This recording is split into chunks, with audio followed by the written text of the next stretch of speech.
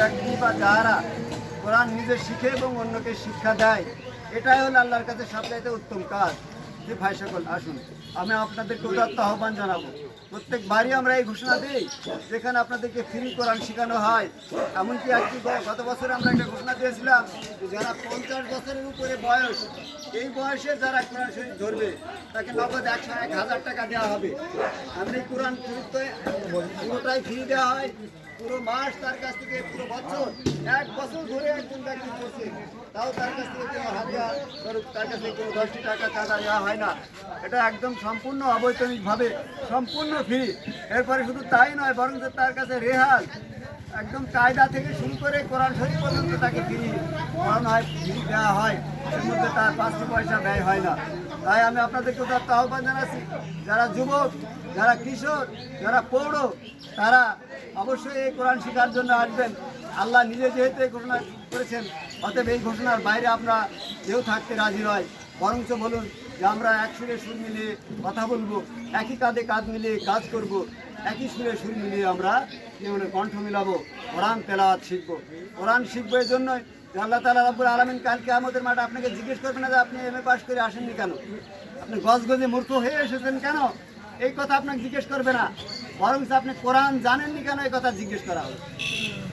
তাহলে এবার বলেন, আপনাকে জিজ্ঞেস করা হবে না আপনার ছেলেকে সুদ কষানো শেখাননি কেন, অঙ্কয় মাস্টার ডিগ্রি পাস করাননি কেন, কমার্শিয়াল সাবজেক্ট নিয়ে পড়াননি কেন, বিএ এমএ পাস করাননি কেন, এই কথা জিজ্ঞেস করা হবে না। জিজ্ঞেস করা হবে আপনার সুসন্তান গঠন করার জন্য আপনার কী প্রচেষ্টা ছিল, কোরআন হাদিস শিক্ষা দান করেছেন বা শেখানোর ব্যবস্থা করেছিলেন কিনা, এ কথার উত্তর সঠিক দিতে যদি না পারি তাহলে তখনই তার শুরু হবে। তার প্রশ্নের জবাব যদি না দিতে পারি, অবশ্যই আমরা সেখান থেকে আমাদের শাস্তি শুরু হয়ে যাবে।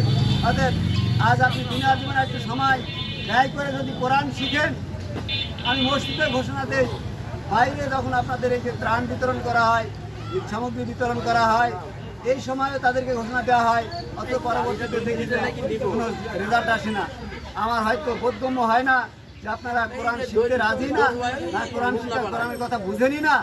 আপনি তো ঠিকই আড্ডায় দেখি বসেন, তাসের আড্ডায় বসেন, সিনেমার ওখানে বসে থাকেন, টিভির কাছে বসে সারাদিন টিভি দেখেন, আপনারা ক্লান্ত হয় না, আপনার চোখে আলিশ হয় না, চোখে ঘুম ধরে না, কিন্তু কোরআন শিখতে আসেন না। যে কোরআন আপনাকে কাল নাজাত দেবে, এই কোরআন আপনাকে কাল রেহাই করে দেবে।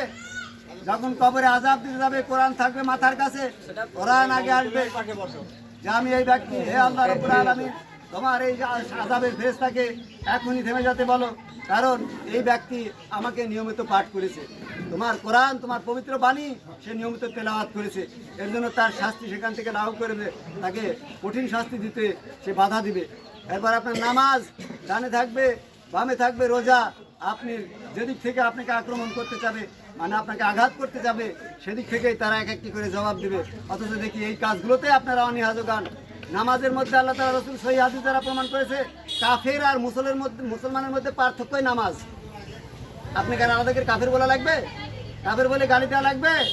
যারা কাফির আর যারা মুসলমান, তার মধ্যে পার্থক্য হলো সে নামাজ পড়ে না। এখন এবার ধরে নেন, যদি আপনি বিশাল কিছু করছেন, দানবীর, নামাজ নাই, আল্লাহ রাসূল বলে দিয়েছে আপনি কাফির। আমি আব্দুল্লাহ আল মামুন বলছি না, বলছে যে